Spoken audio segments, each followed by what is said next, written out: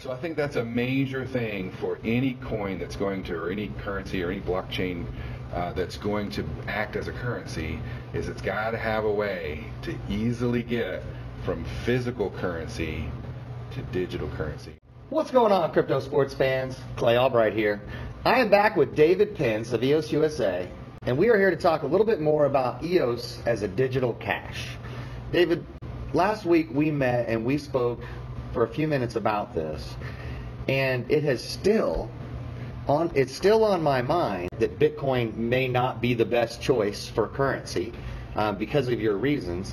And if that's the case, then what is the next step with EOS? How do we get to that point for EOS as digital cash?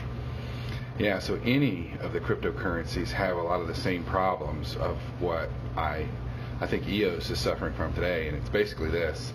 There's a lot of vendors out there, which is awesome, that are originally they're creating Bitcoin ATMs. You know, right. I was in Las Vegas this year, and I went to literally a killer hamburger place. I forgot the name of it, but they built this monster hamburger. One of them's got 8 patties in it. Okay, but right outside of this hamburger store was a Bitcoin ATM, right? And it said Bitcoin ATM. It didn't say EOS ATM. It didn't say cryptocurrency ATM. However, it did do several currencies. It didn't do EOS at the time, by the way, but it did, you know, all the ones that started from the early days, like Litecoin and ETH and stuff like that.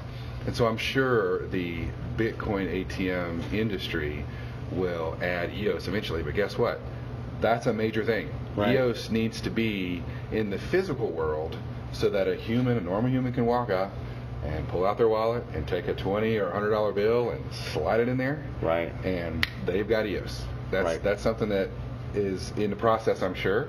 And I would think that all of the EOS BPs and everybody that holds EOS today should really do their best to contact the Bitcoin ATM manufacturers and say, hey, we're the number 6 coin in the world, and we're also one of the fastest coins in the world, and we're also one of the only coins in the world that has no transaction fees. Right. And so that's saving you money because they have to pay the transaction fee. They have fees on top of transaction fees with a Bitcoin ATM, right? It's just part of life. But guess what?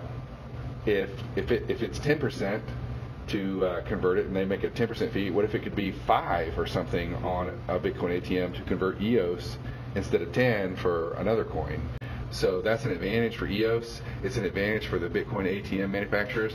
I wish they would change the words from Bitcoin ATM. Now that we know that Bitcoin's probably not going to be a long-term currency, it's probably going to be more of an asset. Right. Or digital gold. Digital gold, an asset class instead of a currency class.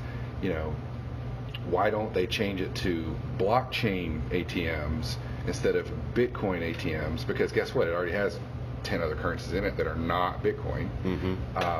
But everything's blockchain. So if they say this is a blockchain ATM, I think that'll be a neat evolution. You know, here we are today in 2018, and guess what? Maybe in 2020, nobody even knows what a Bitcoin ATM machine is because they're all blockchain ATM machines. So I think that's a major thing for any coin that's going to, or any currency or any blockchain that's going to act as a currency.